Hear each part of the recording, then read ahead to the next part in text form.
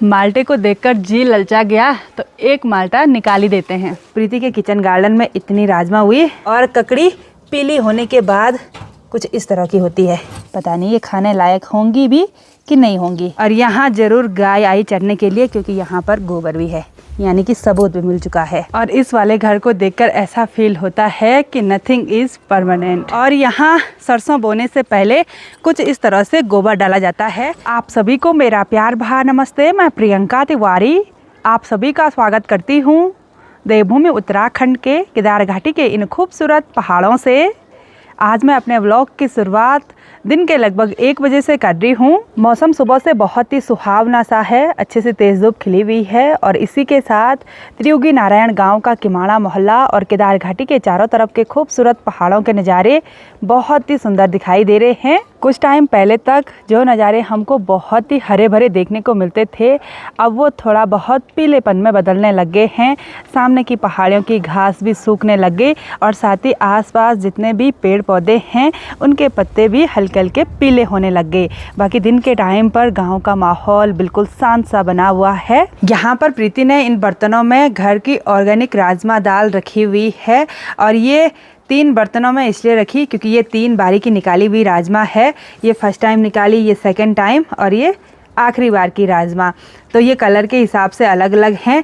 इस वाले बर्तन में ये वाइट कलर की राजमा ज़्यादा है और इस वाले बर्तन में ये रेड कलर की राजमा ज़्यादा है और इसमें तो पूरा मिक्सअप हो रखा है। तो इस बार प्रीति के किचन गार्डन में इतनी राजमा हुई, करीबन 10-15 किलो राजमा। जिस हिसाब से इस बार लोगों के किचन गार्डन में राजमा बिल्कुल भी नहीं हुई, बिल्कुल नाम मात्र की हुई, उस हिसाब से प्रीति के छोटे से किचन गार्डन में उनके लिए राजमा भरपूर हुई। और साथ ही यहाँ कोने में कुछ पीले पीले कद्दू भी रखे हुए हैं। ये पहाड़ी कद्दू हैं, इनको हम खिरकियानू बोलते हैं। इनके अंदर भी बीज होते हैं। साथ ही यहाँ पर एक मोटी सी पहाड़ी ककड़ी रखी हुई है और ककड़ी पीली होने के बाद कुछ इस तरह की होती है। ऐसा लग रहा है जैसे डिजाइन बना रखा होगा और इसके अंदर भी बहुत सारे बीज होंगे। राजमा के बीज निकालने के बाद जो बाहर के छिलके बच जाते हैं, प्रीति ने इन छिलकों को इस बड़े से कट्टे में स्टोर किया हुआ है और ये काम आता है ठंडियों के टाइम पर गाय भैंसों को देने के लिए।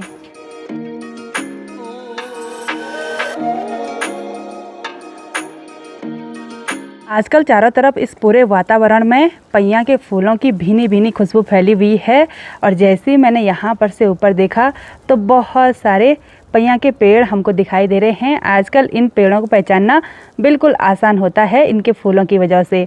और साथ ही यहाँ ऊपर की साइड लाइन से बहुत सारी घास की थुपड़ी लगा रखी है। ये सब ठंडियों की व्यवस्था हो रखी है। जब यहाँ पर खूब सारी बर्फबारी होती है तो बाहर निकलना मुश्किल हो जाता है, इसलिए गाँव के जिन भी लोगों ने गाय भैंस पाली रहती है ना, तो वो खेतों की और साथ ही अब बाद में चट्टानों की घास को काट कर भी स्टोर कर लेते हैं। प्रीति ने यहाँ घर पर जितने भी गमले रखे हुए हैं उन सभी के पौधे बहुत ही हरे भरे हो रखे हैं और इस वाले पौधे पर बिल्कुल सुंदर फूल भी खिले हुए हैं और लाइन से ये गमले बढ़िया लग रहे हैं। अब मैं आपको प्रीति के किचन गार्डन की सैर करा देती हूँ। यहाँ आंगन के किनारे पर तो कुछ ये सूखी लकड़ियाँ रखी हुई हैं। पहले इन्होंने अंगवान का काम किया और अब ये ठंडियों के टाइम पर जलाने के काम आ जाएंगी। तो इधर साइड है प्रीति का छोटा सा हरा भरा किचन गार्डन। 2 क्यारियों में लहसुन काफ़ी अच्छी हो रखी है। साथ ही ये कुछ बैंगन के पौधे भी हैं और कुछ उसने उखाड़ दिए और ये वाले बैंगन के पौधे साल भर बैंगन देते हैं। साथ ही कुछ मिर्ची के पौधे भी हैं और इधर ऊपर की साइड इस क्यारी में राई है। राई भी काफ़ी अच्छी हो रखी है और इधर साइड की क्यारी में अब उग रहे हैं कुछ ये मटर के पौधे और कुछ धनिया के पौधे। ऊपर साइड तो मटर काफ़ी अच्छी हो रखी है और इस छोटी सी क्यारी में कुछ राई के पौधे सारे लगाए हुए हैं और यहाँ पर एक छोटा सा नारंगी का पौधा है। इस पर बहुत ज़्यादा नारंगी भी लगी हुई है। पता नहीं ये खाने लायक होंगी भी कि नहीं होंगी। एक छोटा पौधा यहाँ पर भी लगाया हुआ है और साथ ही पड़ोस में पुप ससुर जी लोगों का घर है, तो यहाँ पर इनके आंगन के आगे से काफ़ी सारे ये रेबली के फूल खिले हुए हैं और ये रेबली के फूल काफ़ी बड़े बड़े भी हैं। दिन भर इन पर भौरे बैठे रहते हैं।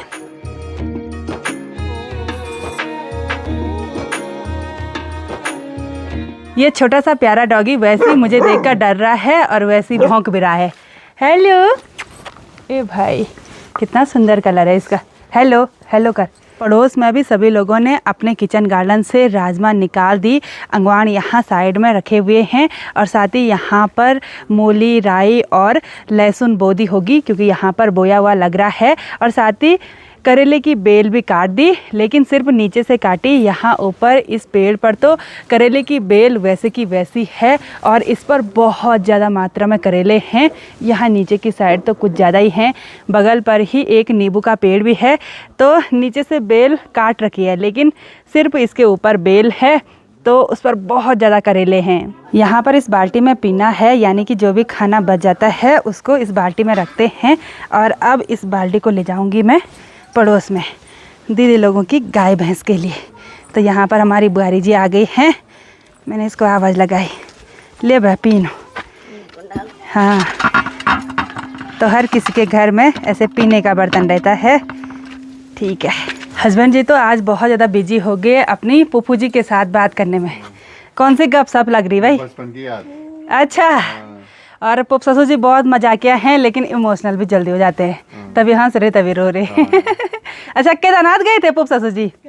कैसे रही यात्रा? बढ़िया। अच्छा, सब जगह घूमे। अच्छा, चलो बहुत बढ़िया। प्रीति और प्रदीप आज यहाँ घर पर नहीं हैं। वो सुबह सुबह एक खूबसूरत सी ट्रिप पर निकल गए। वो तो आप उन्हीं के ब्लॉग में देख लेना। और अब मैं चलती हूँ नीचे अपने पुराने वाले घर पर। आजकल पहाड़ों में सभी लोग खेती बाड़ी के कामों में लगे हुए हैं और दीदी गोबर डाल दिया। दीदी थोड़ा इधर मुड़ जाओ यार। हाँ, कथे आबू थी पंगड़ा। अच्छा, लास्ट का नीचे भैया। अच्छा लास्ट। अब मैंने ब्लॉग बना दिया। चलो, तो ये गोबर खेतों में लेकर जाते हैं, यानी कि ऑर्गेनिक खेती करते हैं और इसको बोलते हैं मलखुनी या कंडी। तो उसी में लेकर जाते हैं। और ये वाला काम बहुत ही ज़्यादा मेहनत भरा होता है। वैसे पहाड़ की महिलाएं हमेशा मेहनत करती हैं, लेकिन गोबर ले जाके पीठ में दर्द हो जाती है, कमर पूरी बैंड हो जाती है। यहाँ किमाड़ा मोहल्ले में गांव के लोगों के बहुत ज़्यादा संख्या में घर और गौशाला हैं जो खंडहर हो चुके हैं। तो इनमें ना बहुत ज़्यादा मात्रा में ये कंडाली उगी हुई है। कंडाली यानी कि बिच्छू घास। इसको हम ऐसे छू नहीं सकते हैं। और ठंडियों के टाइम पर जो कोमल कंडाली होती है उसकी साग और सब्ज़ी बनती है। साथ ही इधर साइड ये छोटे छोटे नींबू के पौधे हैं और इन पर बहुत ज़्यादा मात्रा में ये नींबू भी लगे हुए हैं। अब थोड़ा बहुत पीले होने लग गए, तो ठंडियों के टाइम पर हम नींबू भी निकालेंगे। तो यहाँ से होते हुए चलते हैं अपने पुराने वाले घर में। यहाँ पर ये सिंटेक्स की बाड़ करी हुई है कि कोई भी गाय भैंस यहाँ नीचे की साइड न जाए। यहाँ पुराने वाले घर का माहौल बिल्कुल सुनसान सा हो रखा है क्योंकि घर पर कोई भी नहीं है। और जैसे हम यहाँ पर आए लाइट भी आ गई और बाहर का बल्ब हमेशा ऑन रहता है। और इस घर के आगे से एक सुंदर सा किचन गार्डन है। साथ ही बहुत ज़्यादा मात्रा में ये फलों के पेड़ हैं और ये पेड़ हैं माल्टे और नींबू के। लाइन से बहुत सारे पेड़ हैं और कुछ पेड़ सूखने भी लगे, काफ़ी पुराने हो गए हैं। शायद उनकी जड़ों पर कुछ बीमारी लग गई होगी, इसलिए सूख भी रहे हैं ये पेड़। साथ ही एक किचन गार्डन भी है और इस किचन गार्डन में पूरी सब्ज़ी को बर्बाद कर रखा है। हे भगवान, यहाँ तो मूली और राई को पूरी तरह से गाय भैंसों ने चर रखा है। साथ ही यहाँ पर लहसुन भी लगाई थी, तो लहसुन काफ़ी अच्छी दिखाई दे रही है, लेकिन पत्तेदार सब्जियाँ तो है ही नहीं। यहाँ पर भी काफ़ी साफ़ सफाई करने के लिए हो रखा है क्योंकि यहाँ पर ये कुम्मर वगैरह, इसको कुम्मर बोलते हैं। वैसे ये एक मेडिसिनल प्लांट है, लेकिन बहुत ख़राब भी होता है। ये पूरी खेती को ख़राब कर देता है। इस पर कुछ इस तरह के जो कांटे हैं ना, वो कपड़ों पर लग जाते हैं तो फिर निकलते भी नहीं है, बड़ी मुश्किल से। साथ ही कंडाली भी हो रखी है, तो यहाँ पर भी अभी थोड़ा बहुत साफ़ सफाई करनी है। साफ़ सफाई का मतलब है ये अंगवान वगैरह उखाड़ने हैं। और इधर साइड इन माल्टे के पेड़ों पर कुछ इस तरह के माल्टे लगे हुए हैं। अब ये पीले होने लग गए, ये वाले नवंबर लास्ट तक तो ये पक जाएंगे। और इस बार ये वाला पेड़ भी पता नहीं कैसे सूख गया, इसकी 1-2 टहनियाँ सूख गई। यहाँ पर हमको गोबर वगैरह रखना पड़ेगा। और यहाँ पर ये जो नींबू का पेड़ है, इस पर तो भर भर के हर साल नींबू लगते हैं और नींबू का वज़न ज़्यादा हुआ तो एक टहनी भी टूट गई। और यहाँ पर इस डेंजर से दिखने वाली मकड़ी ने बहुत ही भयंकर जाल बना रखा है और इस जाल में बहुत ज़्यादा मधुमक्खियाँ फंसा रखी हैं। मैं अभी किचन गार्डन में आ गई हूँ और यहाँ पर ये जो टहनी है ना, वो आधा ही टूटी हुई है। अब इसको हम अगर निकाल देंगे तो इतने सारे ये नींबू वेस्ट हो जाएंगे। और अगर ऐसे ही रहने देते हैं तो किचन गार्डन का एरिया इसने ढका दिया। अब क्या करें। और यहाँ ज़रूर गाय आई चढ़ने के लिए, क्योंकि यहाँ पर गोबर भी है, यानी कि सबूत भी मिल चुका है। तो पूरी राई और ये मूली के पौधे पूरे उसने खा दिए, चढ़ दिए। और एक टहनी शायद इधर नीचे की साइड भी टूट गई, क्योंकि इनका वज़न बहुत ज़्यादा हो गया ना, इसकी वजह से टहनियाँ टूट जाती हैं। और एक ककड़ी भी यहाँ पर मुझे दिखाई दे रही है, उस ककड़ी को भी निकाल देते हैं, यहाँ से निकाल देते हैं। यहाँ पर एक पीली ककड़ी हो रखी है, ये वाले, अरे वाह वाह, तो इसको निकाल दिया मैंने। एक पीली ककड़ी भी मिल गई मुझे।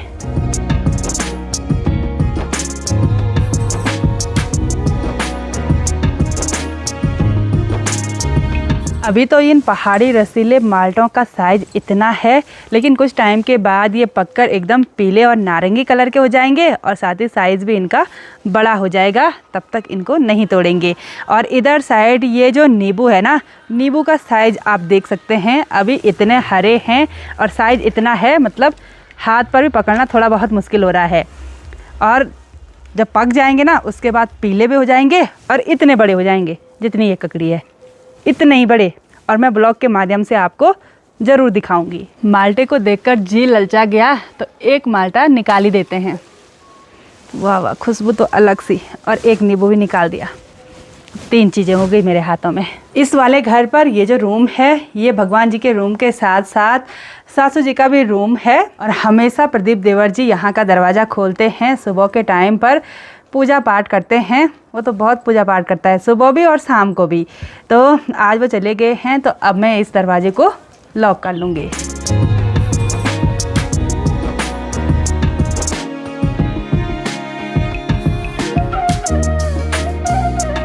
इस वाले घर पर आकर अपनी पुरानी यादें ताज़ा हो जाती हैं। और शादी के दिन मैं इसी वाले घर पर दुल्हन बन के आई थी। ये वाला रूम मेरा है। आज इस रूम को नहीं खोलेंगे, क्योंकि चाबी ऊपर वाले घर में रखी हुई है, चाबी नीचे लाना भूल गई। चलो खैर, दूसरे दिन आएंगे कभी। और इस वाले घर को देखकर ऐसा फील होता है कि नथिंग इज़ परमानेंट। अभी शाम के लगभग 4 बजे मेरी और हस्बैंड जी की तैयारी हो गई है यहाँ किमाड़ा वाले घर से अपने ऊपर गांव वाले घर में जाने की। अच्छे से लॉक कर लिया? चलिए चलते हैं। और यहाँ पर सामान भी पैक हो रखा है। इस बैग पर तो मैंने कपड़े रखे हुए हैं, सारे गर्म कपड़े मेरे यहीं पर थे।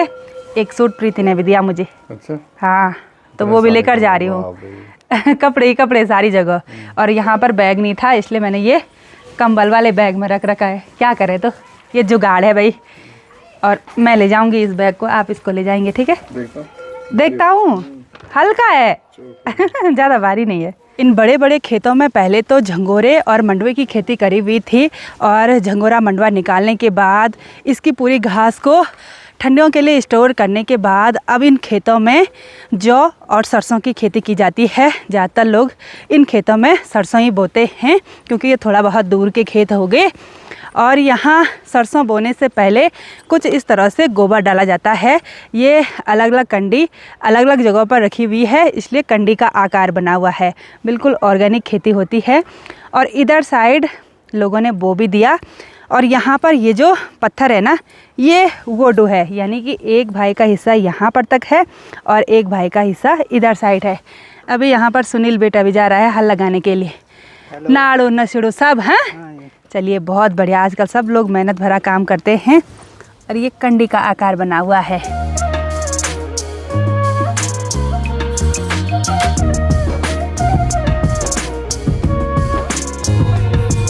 सफ़र में आगे बढ़ते हुए अभी हम अपने गांव त्रियुगी नारायण के स्टेशन पर पहुंच गए हैं। और यहां पर आज सिर्फ बोलेरो और मैक्स गाड़ियां ही देखने को मिल रही हैं। ये सभी गाड़ियां हमारे गांव वालों की हैं। हमने अपनी गाड़ी यहां पर पार्क कर ली, तो अब चलते हैं। अब तो घर बिल्कुल नज़दीक पर ही है। और एक छोटा सा प्यारा सा बच्चा यहाँ पर है, इसने अपने पापा की चाबी पकड़ी हुई है। प्रणाम प्रणाम। बन क्या बनो यो हमारा गाड़ी। और अब इसकी गाड़ी देखो भाई, के की या गाड़ी सच में? हाँ, लाइट दियो ना। अच्छा, ये बटन दबा रहा, लाइट आ रही है उस पर कर। ये देखो लाइट आ रही है। तना लाइट होनी तुम्हारी गाड़ी पर? हमारा गाड़ी हो इसे थार। तुम्हारी गाड़ी से बड़े की मेरी गाड़ी। और ये बच्चा बोल रहा है कि हमारी गाड़ी अच्छी है। बोला आपकी गाड़ी अच्छी है? सच में?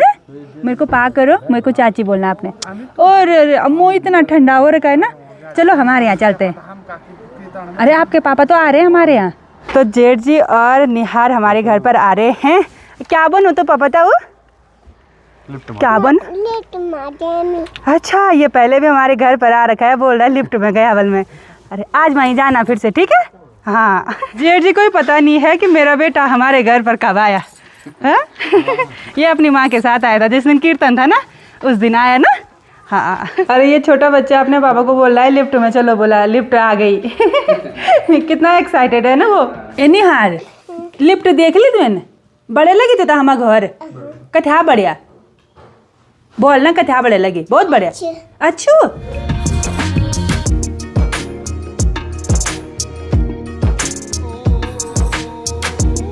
तो चलिए जी, मैं पहुंच गई हूं यहाँ अपने घर पर और अब रिलैक्स हो जाते हैं।